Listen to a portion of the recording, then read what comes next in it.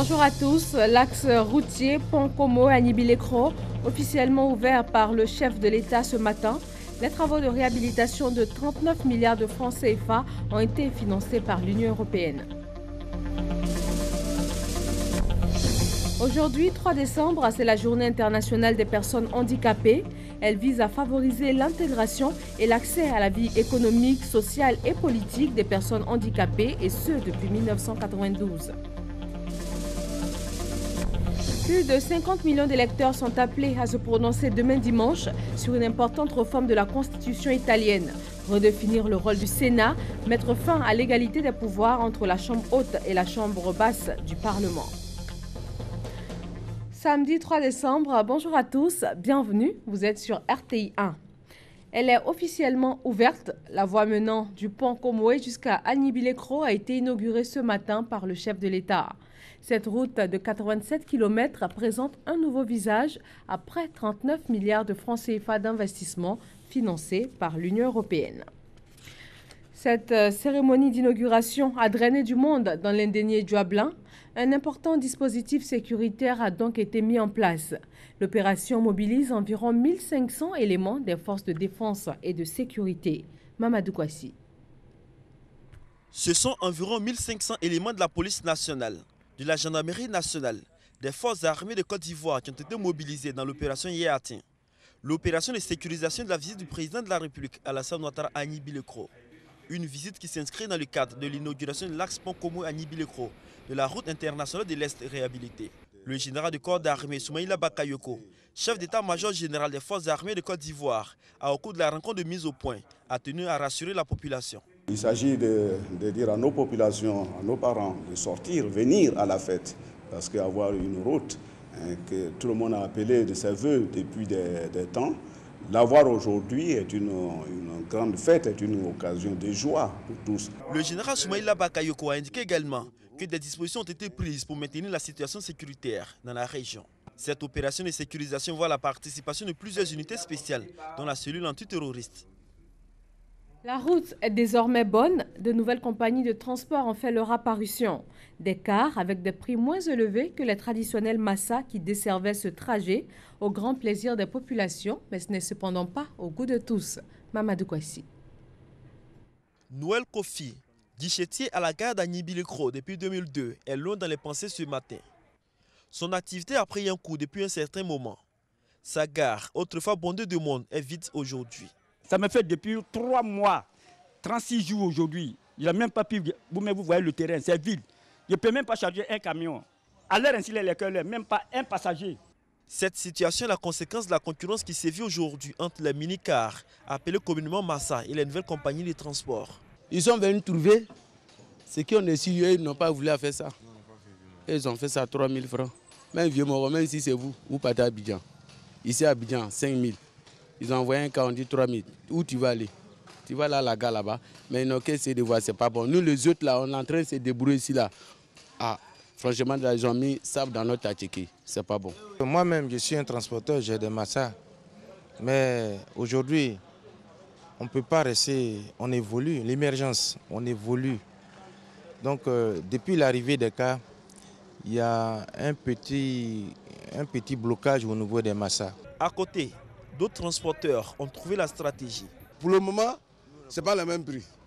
On n'a pas le prix fixe. Il y a les gens qui viennent, il peut te dire qu'il est à 3 000. Mais au début, c'est le cas là qui a tout mélangé. Et il fait au niveau de 3 000. À un moment même, c'est devenu 2 000. Jusqu'à, ils ont fait réunion, on dit bon, il faut qu'ils s'attendent. Donc ils ont fait ça à 4 000 maintenant. Mais nous, les massas aussi, c'est qu'on peut faire. On peut faire ça à 3 500. Et puis, on s'est débrouillé sur ça pour gagner nos pains. La réfection de la route internationale de l'Est, surtout l'axe Pont-Como et Anibile-Cro, a favorisé la floraison d'entreprises de transport. Nous avons fait aussi une visite sur Anibile-Cro. On a trouvé que la route est praticable. Et nous avons décidé d'offrir notre service à la famille d'Anibile-Cro ici. Et la population nous a bien reçus. La population a demandé à ce que les cas viennent à Anibile-Cro. À chaque moment, ils nous disaient qu'ils sont fatigués des massas. Une situation qui est à l'avantage de la clientèle. Il ne va pas à Abidjan tôt, c'est à cause de ça qu'ils viennent prendre les cas. C'est confortable, Tu en laisses dedans. Bon, c'est à cause de ça. Et puis, lui, il arrive tôt à Abidjan. Avec les massas, la vitesse excessive, la route tue. Bon, mais les cars, c'est plus confortable et puis bon, ils savent raison garder. En moins de 3 mois, une dizaine de compagnies de transport a vu le jour sur l'axe Abidjan-Bondoukou, en passant par Bengourou et Agnibilé-Kro. En matière de sécurité routière, le ministère des Transports nomme des ambassadeurs bénévoles pour sensibiliser au respect du code de la route. Il s'agit de personnes connues, des artistes, des footballeurs, des animateurs télé, qui à travers leurs activités quotidiennes pourront contribuer au changement de réflexes de sécurité sur nos routes. Perpétue Pan et Hervé Blé. La route tue chaque année plus de 800 personnes en Côte d'Ivoire selon le ministère des Transports. Pour réduire ce taux, le ministère des Transports a fait appel aux personnages publics. Ils sont footballeurs internationaux, animatrices télé, managers de showbiz. Leur mission, sensibiliser les automobilistes au respect du code de la route. La réussite du plan commande la mobilisation de tous. Pouvoir public, secteur privé, ONG, médias et surtout vous, les leaders d'opinion.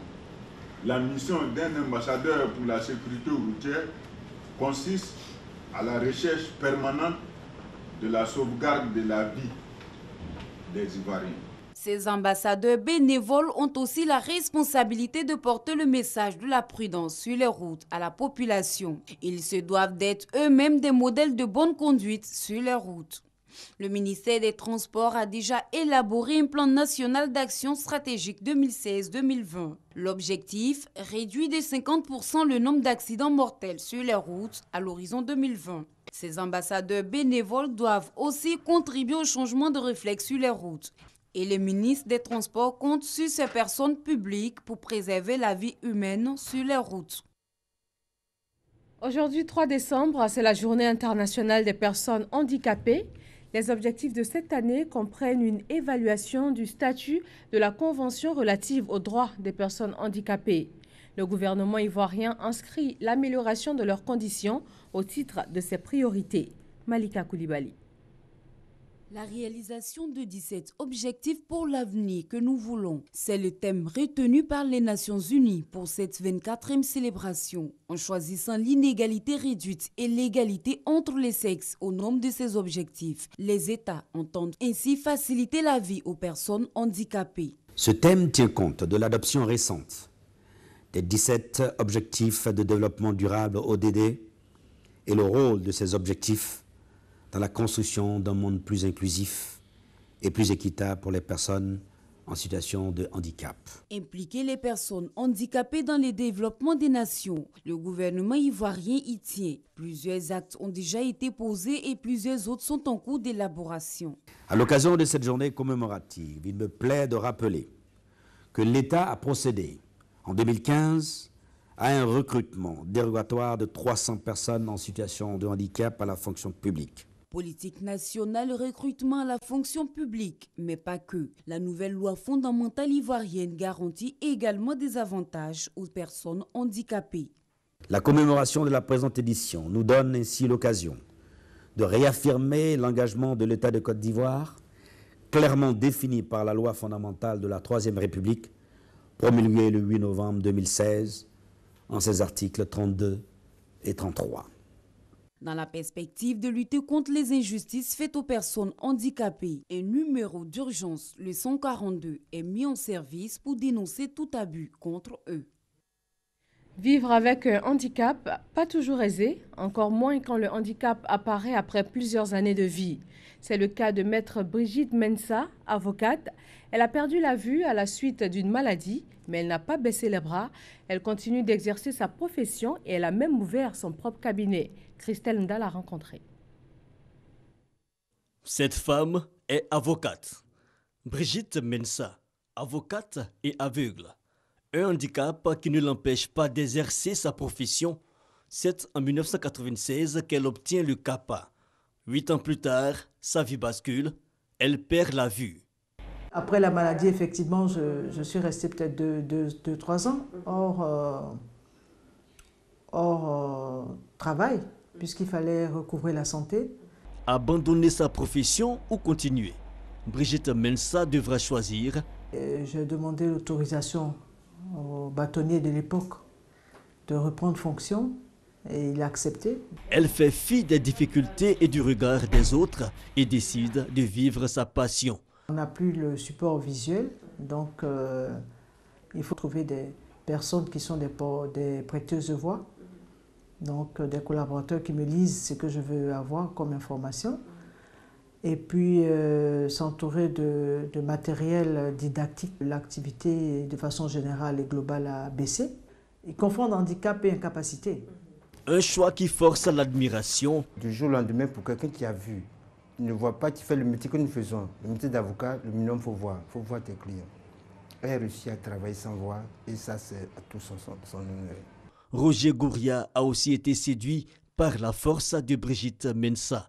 Il n'a pas hésité un seul instant à l'épouser. Impressionné par son intelligence, cet opérateur économique séduit par la qualité de ses idées et par sa voix l'a remarqué sans la voir au cours d'une émission télé. Je lui ai dit comme ça, donne-moi ta main avant que je la demande à tes parents. On se complète, il n'y a vraiment pas de souci. C'est à refaire, mais sans hésiter. Sans hésiter, j'allais même dire les yeux fermés. Roger Gouria a lui aussi un parcours assez surprenant. Il est le premier bachelier non-voyant de Côte d'Ivoire.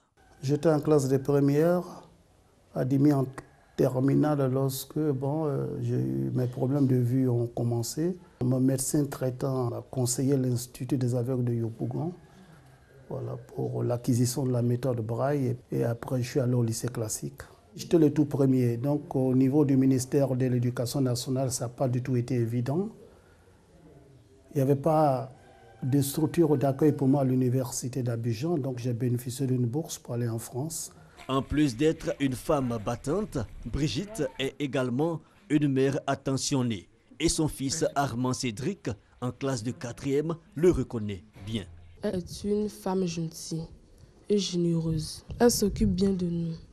Des fois, quand je fais mes devoirs, elle me demande si j'ai étudié. Quand je fais de mauvaises choses, elle me gronde.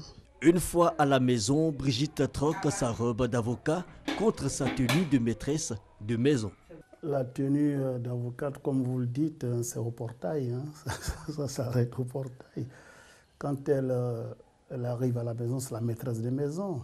Son courage et sa détermination proviennent du soutien de ses proches.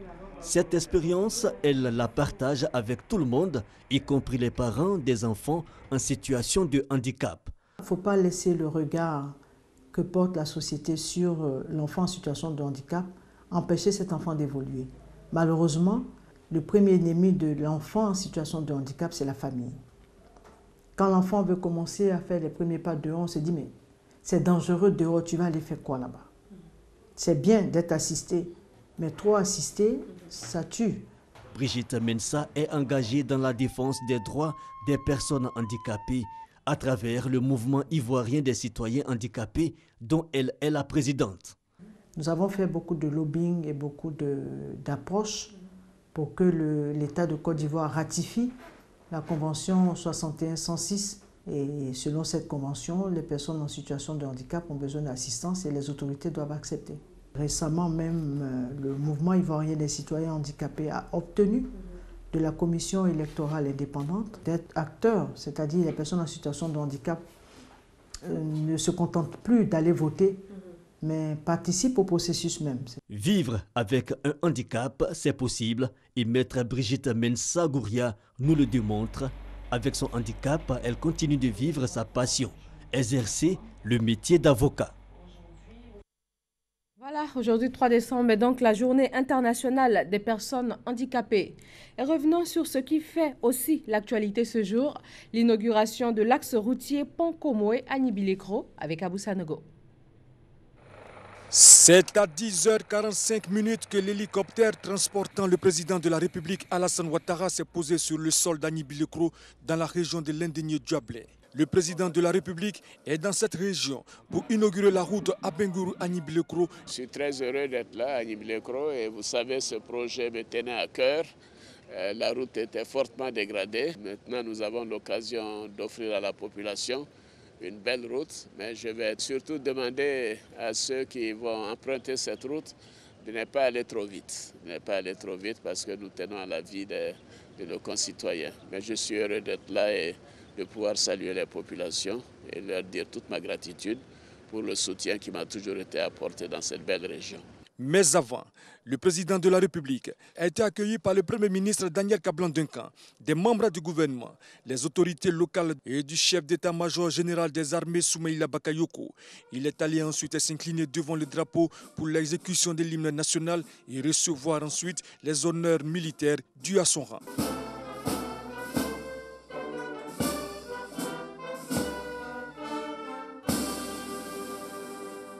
Honneur rendu par la musique de la garde républicaine, le drapeau de l'État et sa garde, 2 pelotons de l'école de gendarmerie d'Abidjan, 2 sections du bataillon de sécurisation de l'Est, une section de la marine nationale et une section de l'armée de l'air aux ordres du chef de bataillon Moriba Kaba, commandant des troupes.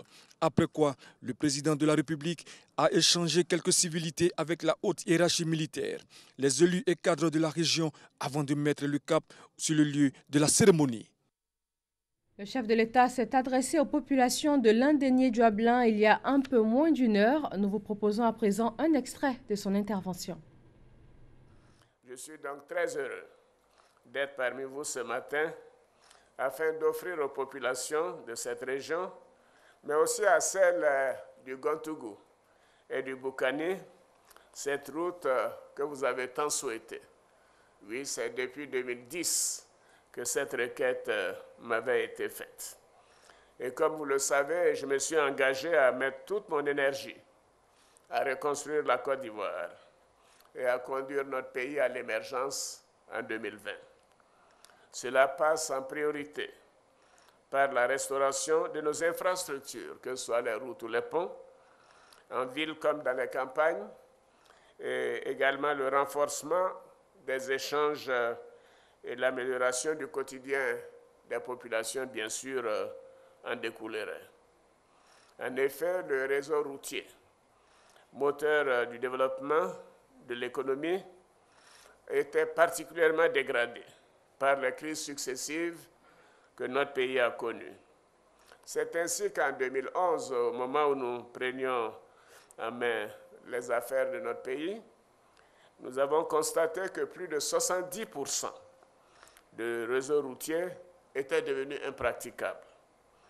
Et c'est dans ce réseau dégradé que l'axe Pont-Komoa-Bangoura-Agnibilekro figurait parmi les plus touchés. Et bien sûr, ceci constituait un frein majeur au développement économique et social de toute la région de Landénié-Djuablin, du Gontougou et du Boukani. C'est la raison pour laquelle nous avons fait du renforcement de cet axe une priorité. Majesté, honorables invités, chères sœurs, chers frères, les objectifs visés n'auraient pas été atteints si l'axe Adzopé-Pont-Komoé, qui se trouve en amont de cette route nationale, n'avait pas été réhabilité également.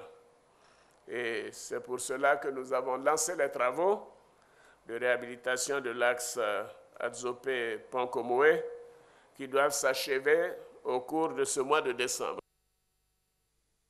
Voilà le chef de l'État lors de son passage ce matin à Agnibilekro dans Landénié-Djuablin.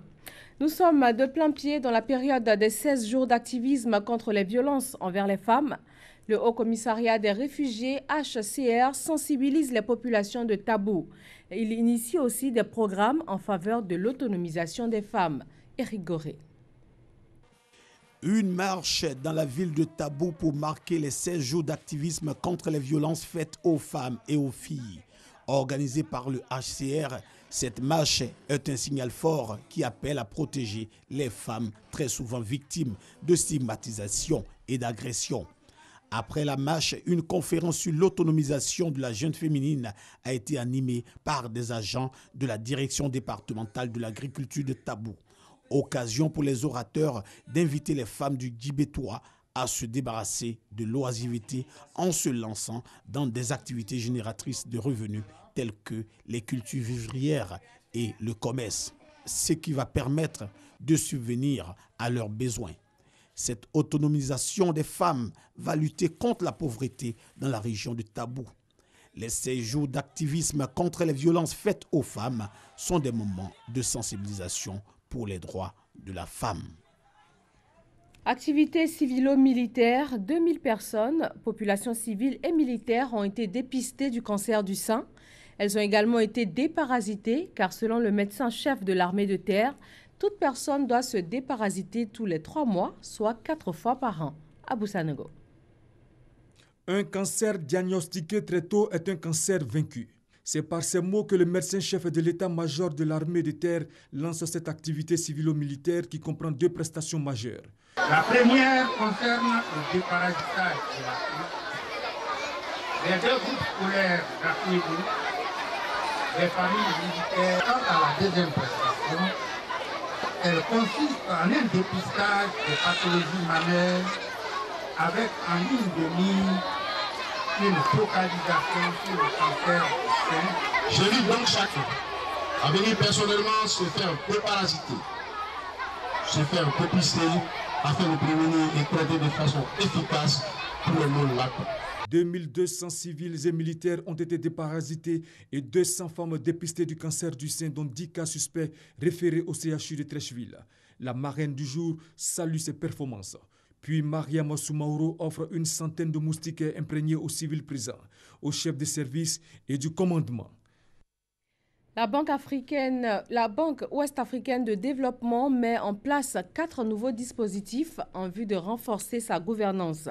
Les acteurs économiques, la société civile et aussi les médias ont été informés du contenu de ce dispositif. Justine Diké. 4 nouveaux dispositifs pour renforcer la gouvernance de la Banque ouest-africaine de développement BOAD. Ce sont les politiques et procédures de passation des marchés financiers dans le cadre des opérations de la BOAD, le dispositif de prévention et de lutte contre la fraude et la corruption, le dispositif de prévention et de lutte contre le blanchiment des capitaux et le financement du terrorisme, et enfin le dispositif de vérification de la conformité et de règlement des griefs. Ces dispositifs sont vulgarisés auprès des acteurs économiques, de la société civile et des hommes de médias. C'est pour une meilleure utilisation, n'est-ce pas, des ressources mises à la disposition des États et du secteur privé. Que les ressources qui sont en tout cas mises à la disposition de ces partenaires-là ne soient pas détournées de leur objet. Ça, c'est un. Deuxièmement, que les marchés qui vont être passés dans le cadre de ces projets-là le soient, n'est-ce pas, de façon efficace et efficiente. Que les normes environnementales qui sont mises en place par la BOAD, que ces normes puissent être respectées. Depuis sa création en 1973, la BOAD s'est inscrite dans une dynamique d'amélioration continue. C'est dans ce cadre qu'elle a mis en place un ensemble de dispositifs de politique et de procédures inspirés des bonnes pratiques et des standards internationaux. Rappelons que la Banque ouest-africaine de développement BOAD a pour mission le financement du développement des États membres. À quand la livraison des logements sociaux mis en chantier par le gouvernement ivoirien? Le ministre de la Construction et de l'Urbanisme et ses responsables départementaux et régionaux se sont retrouvés pour donner une réponse précise à la question. Grâce Kando.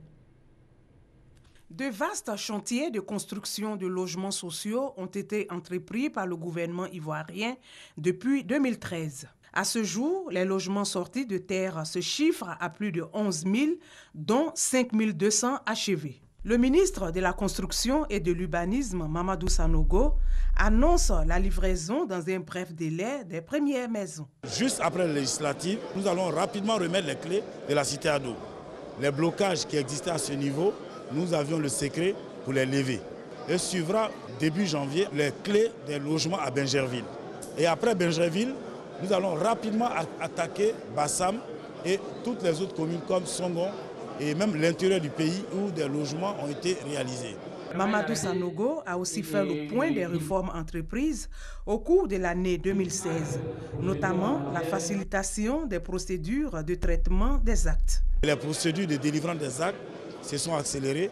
En moins de 21 jours, vous savez quelle est la position de votre ACD, s'il est prêt à être transmis au cadastre ou pas. Vous pouvez le voir aussi sur Internet. C'est bien en 2016 que nous avons assisté à l'accélération de la délivrance des ACD à l'intérieur du pays et partout sur le territoire national. Avec le fait que nous avons pu délivrer beaucoup d'arrêtés d'approbation des lotissements qui étaient irréguliers à l'intérieur. Aujourd'hui, l'Ivoirien peut aller acheter un terrain aménagé auprès d'un professionnel qui a son siège bien connu et ne plus se faire arnaquer. Les directeurs départementaux et régionaux présents à cette rencontre bilan ont fait le point de leurs activités. Voilà, les souscripteurs attendent impatiemment d'entrer en possession de leur logement. À Soko, dans la région de Bondoukou, l'heure n'est plus à l'attente. Un bâtiment scolaire en construction avec des salles de classe et un bureau vient d'être inauguré. Thérèse Yoboué.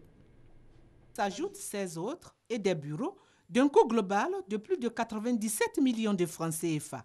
Le maire de Bondoukou a saisi l'occasion pour exhorter la population à l'union, à la cohésion et à la solidarité en vue de booster le développement de la commune de Bondoukou. Le secrétaire général 2 de la préfecture de Bondoukou a félicité les autorités municipales pour les efforts consentis en vue d'impulser le développement de la commune. Depuis 2013, la municipalité de Bondoukou a réalisé plusieurs projets.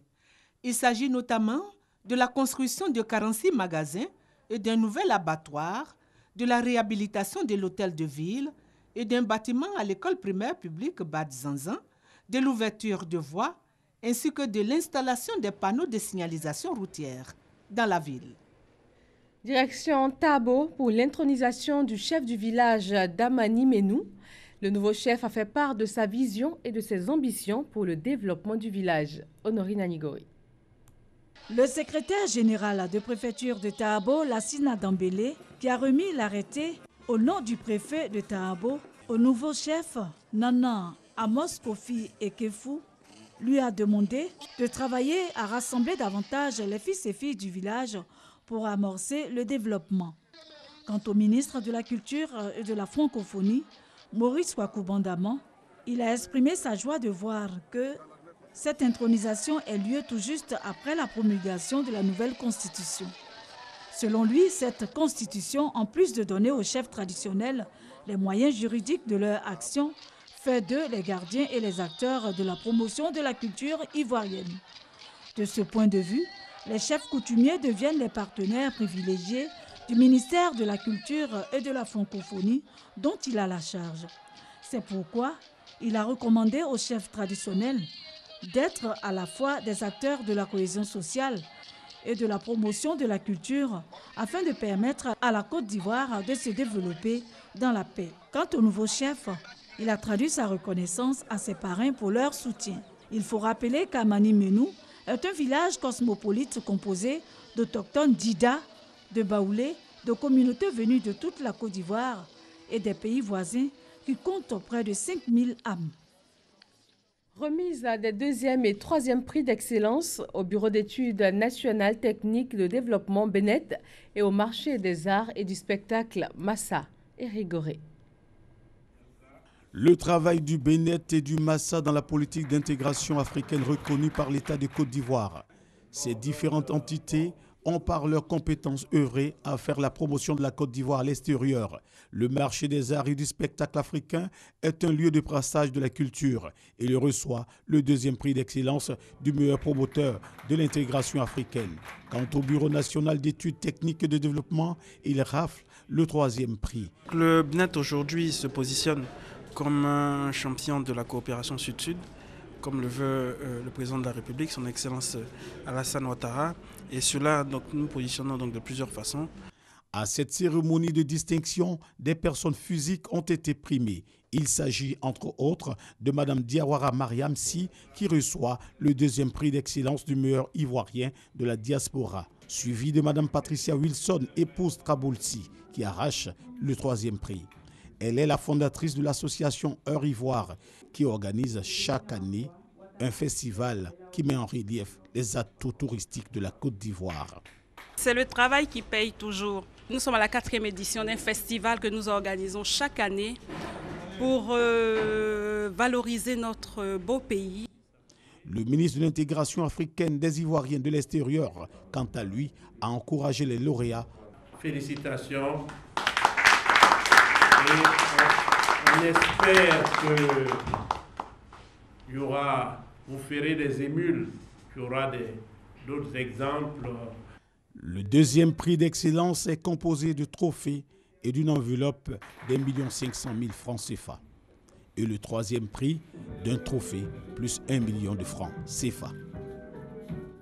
Dans l'actualité internationale, plus de 50 millions d'électeurs sont appelés à se prononcer demain dimanche sur une importante réforme de la Constitution italienne.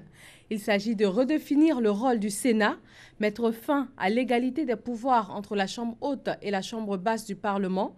Avec cette réforme, le Sénat verrait ses membres réduits de 320 à 100. Elle est défendue par le chef du gouvernement, Matteo Renzi. Selon l'enquête Football Leaks menée par 12 médias européens, les joueurs Cristiano Ronaldo et Falcao, mais aussi l'entraîneur José Mourinho, ont soustrait des sommes colossales aux impôts grâce à des sociétés écrans et à des comptes offshore. Cristiano Ronaldo aurait dissimulé 150 millions d'euros, soit plus de 98 milliards de francs CFA, dans des paradis fiscaux ces 7 dernières années. Voilà, rappelons pour terminer que le chef d'État ivoirien a inauguré officiellement ce matin l'axe routier Pont-Comoé-Agnibilé-Cros. Merci de nous suivre sur RTI 1. Excellent samedi et très bon mois de décembre à tous.